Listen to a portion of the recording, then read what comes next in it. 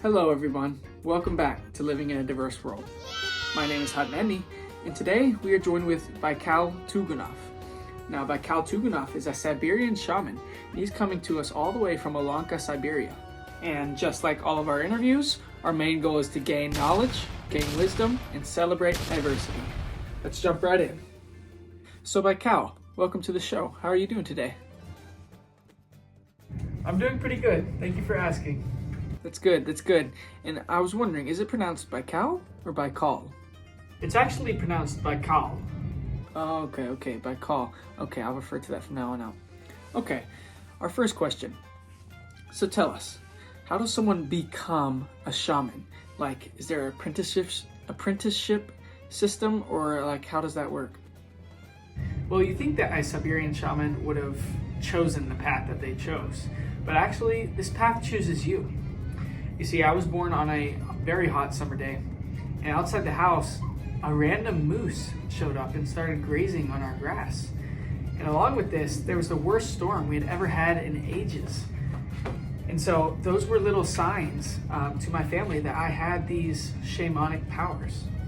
And so these signs, they can come through visions, dreams, even illnesses. And once I became aware that I was chosen, I found a mentor. And this mentor, he taught me all types of things. He taught me rituals, songs, symbols, and he helped me connect with my spiritual guides. Okay, now that we have a background of how to become a Siberian shaman, tell us, what role do you play as a Siberian shaman in your community? Well, being a shaman is like being a bridge between two worlds. You have the spiritual world and the physical world. And our main purpose, our role, is to maintain this balance. And that can be through healing the sick, through guiding souls, or through finding harmony with nature. We are intermediaries between human and spirits, drawing on ancient knowledge passed down through apprenticeships. Every ceremony, song, trance, etc. is a step to restoring harmony in the community. So I heard you mention nature in your last answer. And while we're talking about roles, what is the role of nature as a Siberian shaman? Yeah, nature is everything. It is the source of life. It's the home of spirits, and it's the stage in which we perform our rituals. We see mountains, rivers, and forests all as sacred, and they all have their own spirits. Our rituals honor these spirits, mainly by seeking guidance and blessings. But to harm the earth is to harm oneself. This is a big truth that modern society forgets.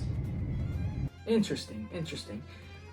Speaking of modern society, there have been many challenges that shamanism has faced in this modern society. So how do you preserve your traditions? You know, it's difficult. It really is, because of urbanization, migrations, and especially Western misinterpretations of shamanism.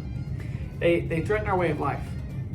A good friend of mine, Ronald Hutton, he says cultural appropriation is our biggest danger. It strips our sacred practices of its meaning. However, we still adapt. We share our traditions with those that approach humbly and want it respectfully. And we teach our youth the importance of their heritage. Festivals are a very big way that we maintain our identity. And tying in with this topic, what would be your response to those who view shamanism as outdated or superstitious? Well, shamanism is not about the past. It is about the eternal truths that can guide us through life. And believe it or not, science and spirituality are not enemies. Rather, they are like two sides of the same coin. We are rooted in practices about harmony and sustainability, and the ideas that are urgently relevant today. If anything, shamanism is a reminder of what humanity stands to lose if we continue to disconnect from our roots. All right, I just have one more final question for you. What lessons can your practice teach about living in such a diverse world nowadays?